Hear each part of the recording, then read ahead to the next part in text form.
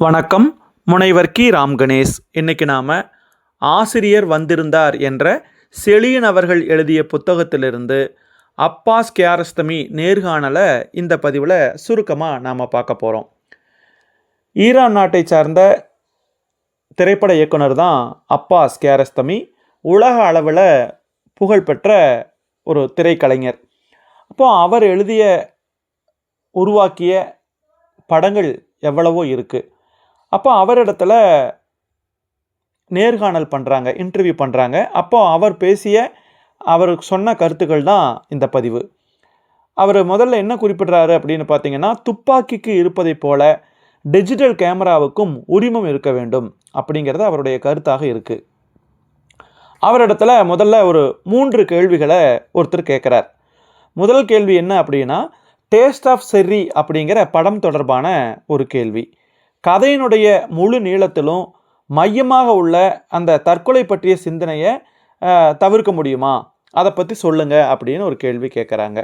இன்னொரு கேள்வி, நடிகர்களிடமும் குறிப்பாக குழந்தைகளிடம் நீங்கள் எப்படி இவ்வளவு சிறந்த முடிவுகளை அடைகிறீர்கள் அப்படிங்கிற ஒரு கேள்வி. 3வது கேள்வி என்ன அப்படின்னா, நீங்கள் ஒரு முறை குரோசாவாவுடன் நடத்திய உரையாடலிருந்து கேட்கிறேன், ஒரு படத்தோட விஷயங்கள் அதனுடைய தேசிய அடையாளங்களுடன் எந்த அளவுக்கு நெருக்கமாக இருக்கிறதோ அந்த அளவுக்கு அது வெளிநாட்டில் அதிகம் ஏற்றுக்கொள்ளப்படும் அப்படின்னு குரோசாவா சொல்லியிருக்கிறார். இதை பற்றி உங்களுடைய கருத்து என்ன? அதுக்கப்புறம் ஒரு படம் அது உருவாக்கப்பட்ட நாட்டுக்கும் அதற்கும் இடையிலான உறவை பற்றி சொல்லுங்கள். இப்படியாக ஒரு 3 கேள்விகள் கேட்கப்படுது நேர்காணலில். அதற்கு அப்பாஸ் கியாரஸ்தமி பதில் கொடுக்குறாரு. அதில் முதலாவதாக அவர் சொல்கிறது என்னென்னா, நீங்கள் கேட்ட எல்லா கேள்விகளுக்குமான பல பதில்கள் 10 அப்படின்னு நான் உருவாக்கின படத்தின் மூலமாக நீங்கள் தெரிஞ்சுக்கலாம். நான் உங்களை அந்த படத்தை பார்க்கும்படி வலியுறுத்துகிறேன் அப்படின்னு சொல்லி குறிப்பிடுறாரு. நான் முதல்ல நடிகர்கள் பற்றிய கேள்விக்கு பதில் சொல்கிறேன். நான் எப்போவுமே படத்தை முடிக்கிறதுக்கு முன்னாடி ஸ்கிரிப்டை முடிக்கிறது கிடையாது. அதுதான் உண்மை. என்னுடைய மனதில் கதாபாத்திரங்கள் குறித்த ஒரு வரைபடத்தை நான் வச்சுக்கிட்டு அவங்கள பற்றிய விவரங்களை சேகரிக்கிறதுக்கு முன்னாடியே வெளி உலகில் என்னுடைய கதாபாத்திரத்தை நான் தேடுறேன். அந்த கதாபாத்திரத்தை கண்டுபிடித்ததுக்கு பிறகு, அந்த கேரக்டரை கண்டுபிடிச்சதுக்கப்புறம் சில காலம் அவங்களோடவே நான் செலவழிக்கிறேன். நாங்கள் ஒன்றாகவே பயணம் பண்ணுறோம், நிறைய பேசுகிறோம். இந்த வழியில் நான் அவரை நல்லா தெரிஞ்சுக்கிறேன். அந்த நபரோட எனக்கு இருக்கக்கூடிய தொடர்பை எழுதுகிறேன். எப்படி ஒரு தையல்காரர் ஒரு குறிப்பிட்ட உடலினுடைய அளவுக்கு ஏற்ற மாதிரி ஒரு துணியை பொருத்தமாக செய்து முடிக்கிறாரோ அந்த மாதிரி அந்த நபரோட என்னுடைய பழக்கம் இருக்கிறது அப்படின்னு குறிப்பிட்றாரு. அதுக்கப்புறம் நான் படப்பிடிப்புக்கு போகிறதுக்கு முன்னாடியே வசனங்களை எழுதுறதில்ல. ஏன் அப்படின்னா, மனப்பாடம் செய்ய வைக்கிறது மூலமாக கதாபாத்திரத்தையும் அதனுடைய உண்மைத்தன்மையும் இழக்க நேரிடும் அப்படின்னு நான் நினைக்கிறேன் அப்படின்னு சொல்கிறார். உரையாடலில் அவங்க என்ன வேண்டும்னாலும் சொல்லட்டும், சொல்லாமல் அவங்களுடைய வார்த்தைகள் சொற்றொடர்களை தேர்ந்தெடுப்பதற்கான சுதந்திரத்தை நான் அனுமதிக்கிறேன். நான் ஷூட்டிங் தொடங்கிறதுக்கு முன்னாடி எனக்குள்ள எல்லாத்தையும் நான் தயாராக வச்சுருக்கிறேன். அதுக்கு பிறகு மனசில் இருக்கக்கூடிய எல்லாமே ஒரே மாதிரி ஒழுங்காக நடக்கிற மாதிரி நான் பார்த்துக்கிறேன். அது மட்டும் இல்லாமல் என்னுடைய நடிகர்கள் யாருமே தொழில்முறை நடிகர்கள் கிடையாது. அதாவது சினிமாவே வாழ்க்கையாக வச்சுருக்கக்கூடியவங்க கிடையாது. அவங்க எல்லாம் வேறு ஏதாவது தொழில் செய்யக்கூடியவங்க. அப்போ அந்த தொழில்முறை அல்லாத அந்த நடிகர்களோட என்னுடைய உறவு அப்படிங்கிறது கால்பந்து பயிற்சியாளருக்கும் அவரது அணியில் இருக்கக்கூடிய வீரர்களுக்கும் இடையிலான உறவை போன்றது அப்படிங்கிறத நான் நம்புகிறேன். பயிற்சியாளருடைய வேலை விளையாட்டுக்கு முன்னாடியே முடிஞ்சிருது. விளையாட்டு நடக்கிறப்போ அவர் என்ன பண்ணலான்னா சுற்றி திரியலாம், அதை பார்த்து ரசிக்கலாம், இல்லை புகைப்பிடிக்கலாம். ஆனால் விளையாடக்கூடிய வீரர்களை அணுக முடியாது. அது மாதிரி தான் நான் நடந்துக்குவேன். இதுதான் என்னுடைய வேலையினுடைய தந்திரம் அப்படின்னு சொல்கிறார். அதுக்கப்புறம் அவருடைய திரைப்பட அனுபவத்தை சொல்கிறாரு. டேஸ்ட் ஆஃப் செர்ரி அப்படிங்கிற படத்துக்காக 1 வருடமாக என்னுடைய முக்கியமான கதாபாத்திரத்தை தேடினேன். அந்த கதாபாத்திரத்தை ஒரு தெருவில் தான் கண்டுபிடிச்சேன். நடிக்கிறீங்களான்னு அவர்கிட்ட கேட்டதும் அவரும் சந்தோஷப்பட்டார். ஆனால் இயல்பு வாழ்க்கையில் அந்த மனிதர் ரொம்பவுமே சோகமான மனிதர் அப்படிங்கிறது எனக்கு தாமதமாகத்தான் தெரிஞ்சுது. 2 பேரும் நண்பர்களாக 1 வருஷத்தை கழித்தோம். அதனுடைய விளைவு ரொம்ப நல்லா இருந்துச்சு. முடிவு ரொம்ப நல்லா இருக்குது அப்படின்னு நான் நினைக்கிறேன். ஏன் அப்படின்னா, அதுக்கு பிறகு அவர் ஒரு கட்டட கலைஞர் இல்லை, அவர் நடிகராகவே மாறிட்டார். அடிப்படையில் அவர் ஒரு கட்டட கலைஞர். என்னுடைய படத்தில் நடித்ததுக்கப்புறம் நடிகராகவே மாறினார். நான் டேஸ்ட் ஆஃப் செர்ரி எனக்கு பிடித்தமான படம் அப்படின்னு அந்த நடிகரே சொன்னார். அது மட்டும் இல்லாமல் அந்த நடிகர் அந்த படத்தில் நடிக்கலை, உண்மையாக சொல்லணும்னா வாழ்ந்தார் அப்படின்னு தான் சொல்லணும் அப்படின்னு குறிப்பிடுறாரு. அப்போது இதுதான் ரொம்ப ரொம்ப முக்கியமானது. சில நேரங்களில் என்னுடைய கதாபாத்திரங்கள் அந்த ஃப்ரேமை விட்டு விலகிடுவாங்க. என்னுடைய ஒளிப்பதிவாளர்கள் எல்லாம் என் மேலே கோவப்படுவாங்க. ஆனால் ஏன்னா அந்த கதாபாத்திரங்களோட நாம தான் பொருந்தி போகணும் அப்படின்னு சொல்லி சொல்கிறாரு அப்பாஸ் கியாரஸ்தமி. அதுக்கப்புறம் இன்னொரு கேள்வி கேட்குறாங்க. உங்களுடைய சமீபத்திய படங்களில் டிஜிட்டல் வீடியோவை பயன்படுத்துகிறீர்கள் அப்படிங்கிறது உங்களோட பணிபுரியக்கூடிய நடிகர்களுக்கு பொருந்துதா?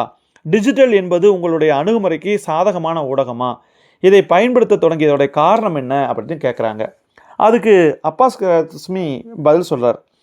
10 அப்படிங்கிற படத்தில் இந்த தந்திரம் எந்த அளவுக்கு நடைமுறைப்படுத்தப்பட்டிருக்கிறது அப்படிங்கிறத நான் காட்டியிருக்கிறேன். 1997 டேஸ்ட் ஆஃப் செரியில் நாங்கள் கடைசியாக எடுத்த காட்சிகள் அளிக்கப்பட்டன. வசந்த காலத்தினுடைய அழகை மீண்டும் நாம் அடையணும் அப்படின்னா 1 வருஷம் காத்திருக்கணும். நிச்சயமாக காத்திருக்க முடியாது. அப்போ காட்சிகளுக்கு பின்னாடி வேலை செய்த என்னுடைய மகனால் ஒரு டிஜிட்டல் கேமரா மூலம் படமாக்கப்பட்ட காட்சிகளை பயன்படுத்தின அப்படிங்கிற அந்த ஒரு கருத்தையும் இவர் சொல்கிறாரு. அதுக்கப்புறம் 35 மில்லிமீட்டர் கேமராவுக்கு பின்னால் மக்கள் அதிகமாக கவரப்படுகிறார்கள். இது இயல்பான விஷயம்தான் அப்படிங்கிற அந்த ஒரு கருத்தையும் இவர் பதிவு பண்ணுறார். அதுக்கப்புறம் 2வதாக எடுத்த ஒரு படம், எய்ட்ஸ் நோயால் இறந்து போன பெற்றோர்கள், அவங்களுடைய பிள்ளைகள் அனாதைகளாக மாறிட்டாங்க. அவங்கள படமாக்கிறதுக்காக 2 டிஜிட்டல் கேமராக்களை எடுத்துக்கிட்டு ஆப்பிரிக்காவுக்கு போனோம். படப்பிடிப்பு ரொம்பவுமே இயல்பாக நடந்துச்சு. இந்த இயல்பான காட்சிகளை 35 மில்லிமீட்டர் கேமரா மூலமாக படமாக்கி இருக்க முடியாது. அப்போ 35 மில்லிமீட்டர் கேமராவுடைய ஒவ்வொரு நகர்வும் மற்ற சாதனங்களுடைய உதவியை எதிர்பார்க்குது. இந்த சிறிய கேமராவின் மூலமாக நீங்கள் எங்கு பார்த்தாலும் யதார்த்தம் காணப்படுது அப்படின்னு மார்ட்டின் ஸ்கார்செஸி கூட எங்கிட்ட சொல்லியிருக்கிறார் அப்படிங்கிற அந்த கருத்தையும் இவர் பதிவு பண்ணுறாரு. அது மட்டும் இல்லாமல் மற்றவங்க பார்க்குற மாதிரி சினிமா அப்படிங்கிறது வெறும் படங்களால் ஆனது அப்படின்னு நிறைய பேர் நினைக்கிறாங்க. ஒரு ஒரு ஒரு பட்டனை அழுத்தி மனசில் தோன்றுவதையெல்லாம் பதிவு பண்ணுறாங்க. இந்த கேமரா சினிமாவை காப்பாற்றும் அப்படின்னு நான் சொல்ல எனக்கு கஷ்டமாக இருக்குது. உயிரை காப்பாற்றக்கூடிய ஒரு அறுவை சிகிச்சை நிபுணருடைய கையில் இருக்கக்கூடிய ஒரு கத்திக்கும் ஒரு குற்றவாளியினுடைய கையில் இருக்கக்கூடிய கத்திக்கும் இடையில் இருக்கக்கூடிய வித்தியாசம்தான். அப்போ கேமரா யார் கையில் இருக்குது அப்படிங்கிறத பொறுத்து. இதைத்தான் அவர் முன்னாடியே சொன்னார். அதாவது துப்பாக்கிக்கு எப்படி ஒரு லைசன்ஸ் தேவையோ அந்த மாதிரி கேமரா வச்சுருக்கிறவங்களுக்கு லைசன்ஸ் வேணும் அப்படிங்கிற சொன்னது இதுதான் காரணம். யார் கையில் கிடைக்குதோ அவங்கள பொறுத்து தான் அது எல்லாமே நடக்கும் அப்படின்னு சொல்லி இவர் குறிப்பிட்றாரு. அதுக்கப்புறம் என்ன சொல்கிறார் அப்படின்னா, சினிமாவில் கேள்வி கேட்குறாங்க. சினிமாவில் நீங்கள் யதார்த்தத்தை காட்ட முயற்சிக்கிறத, அதை உருவாக்கம் செய்கிறத எல்லாரும் புரிஞ்சுக்கிறோம். ஒரு யோசனையோடு தொடங்கி அதற்கான சரியான நபர்களை கண்டறிந்து எப்படி நீங்கள் ஒரு படைப்பை உருவாக்க நினைக்கிறதா சொன்னீங்க. கேள்வி என்னென்னா, நாமளாக உருவாக்குற சினிமாவுக்கும் அந்த ஆவணப்படம்னு சொல்கிறோம் இல்லையா, டாக்குமெண்ட்ரி, அதுக்கு என்ன வித்தியாசம் நினைக்கிறீங்க அப்படின்னு சொல்லும்போது அவர் சொல்கிறாரு, அதாவது முன்னாடி கேட்ட கேள்விக்கும் ஒரு பத்திரிகையாளருக்கும் இயக்குனருக்கும் உள்ள வேறுபாடுகளையும் நீங்கள் எனக்கு நினைவுபடுத்துகிறீங்க.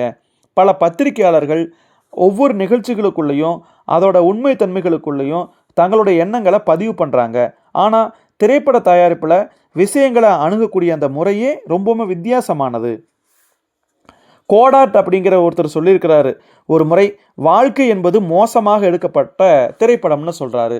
அப்போது ஒரு செயலினுடைய குறிப்பிட்ட விளைவுகளை மட்டும் குறிப்பிட்டா நாம் ஒரு பத்திரிகையாளராக மாற்றப்பட்டு விடுவோம்.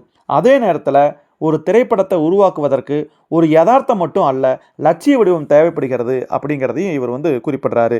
அதுக்கப்புறம் புதிய இயக்குனர்கள் வர்றாங்க இல்லையா, அவங்களுக்கு நான் ஒரு அறிவுரை சொல்ல விரும்புகிறேன்.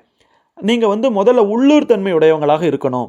அப்படி இல்லைன்னா உங்களால் சர்வதேச தன்மையை அடைய முடியாது அப்படிங்கிற கருத்தையும் ஒரு பதிவு பண்ணுறாரு. கடைசியாக கேட்குறாங்க, நீங்கள் கடைசியாக உங்கள் படங்களை டிஜிட்டல் வீடியோவில் எடுத்தீர்கள், மீண்டும் 35 மில்லிமீட்டரில் படம் எடுப்பீங்களா அப்படின்னு சொல்லி கேட்குறப்போ அவர் என்ன சொல்கிறாருன்னா, அதற்கான சூழல் ஏற்படும் போது நிச்சயமாக நான் பயன்படுத்துவேன். உதாரணமாக நில ஒளி குளத்தில் பிரதிபலிக்கக்கூடிய ஒரு காட்சி இருக்குது, அதை நான் ஃபிலிமில் படமாக்கி இருக்க முடியாது. ஒரு சிறிய ஏரிக்கு நடுவில் ஒரு லைட்டரை பற்ற வச்சா கூட தவளைகள் சத்தம் போடுறதை நிறுத்திடும். தவளைகளுக்கும் சந்திரனுக்கும் இடையிலான உறவுங்கிறது ரொம்பவுமே சிறப்பானது. அப்படிங்கிறதுனால டிஜிட்டல் வீடியோவால் மட்டும்தான் என்னால் அதை பதிவு செய்ய முடியும் அப்படிங்கிறத குறிப்பிட்றாரு. அதுக்கப்புறம் ஒவ்வொரு படத்தையும் எடுக்கிறப்போ அதனுடைய தரத்தையும் நாம் முடிவு பண்ணிக்கணும் அப்படின்னு சொல்லி இவர் குறிப்பிட்றார். அப்புறம் கடைசியாக ஒரு கேள்வி கேட்கப்படுது, டிஜிட்டல் சிந்தனை முறை அப்படின்னு நீங்கள் எதை அர்த்தப்படுத்துகிறீங்க அப்படின்னு சொல்லும்போது அதுக்கு அவர் சொல்கிறாரு, நடைமுறை காரணங்களால் 5 போன்ற அந்த படம் ஃபிலிமில் படமாக்க முடியாத திரைக்கதையை கொண்டது. அப்போது 35 மில்லிமீட்டர் கேமரா தான் அடிப்படைன்னு நான் நினைக்கிறேன். ஆனால் சில சமயங்களில் வீடியோவை பயன்படுத்துறது ரொம்ப தேவையாக இருக்குது. அது மலிவானது அப்படிங்கிறதுனாலையோ நமக்கு ஃபிலிம் கேமரா கிடைக்கல அப்படிங்கிறது காரணம் அல்ல அப்படிங்கிற அந்த ஒரு கருத்தையும் சொல்கிறாரு. அது மட்டும் இல்லாமல் திரைப்பட மாணவர்கள் இல்லையா, அதுக்குன்னு பயிற்சி எடுக்கிறாங்க இல்லையா, அவங்களுக்கும் நான் எடுக்கக்கூடிய அந்த டிஜிட்டல் வீடியோ வந்து பயனுள்ளதாக இருக்கும். அதை வந்து அவங்க சரியாக பயன்படுத்துகிறாங்களா அப்படிங்கிறத தெரிஞ்சிருக்கணும். அதுக்காக நான் என்ன பண்ண போகிறேன் அப்படின்னா, ஒரு நாள் பயிற்சி பட்டறைய ஏற்பாடு செய்து மாணவர்களுக்கு ஒரு டிஜிட்டல் படத்தை உருவாக்க விரும்புகிறேன் அப்படிங்கிற அந்த ஒரு கருத்தையும் அப்பாஸ் கியாரஸ்தமி இந்த நேர்காணலில் பதிவு பண்ணியிருக்கிறார். ஆக ஒரு திரைப்படம் அப்படிங்கிறது வெறுமனே பார்த்து ரசிக்கக்கூடிய ஒரு படமாக மட்டும் இருக்கக்கூடாது. அது பார்க்குறவங்க மனசில் ஒரு தாக்கத்தை ஏற்படுத்தணும். அப்போ அதற்காக தொழில்முறையாக நடிகர்கள்கிட்ட அதை எதிர்பார்க்க முடியாது. அவங்க நடிப்பாக தான் வெளிப்படுத்துவாங்க. ஆனால் உண்மையாலுமே அந்த கதாபாத்திரமாகவே வாழ்வாங்க இல்லையா, அந்த இயல்பான மனிதர்கள் இடத்துல போய் படம் எடுக்கிறப்போ அது உண்மைத்தன்மை கொண்டதாக இருக்கும்.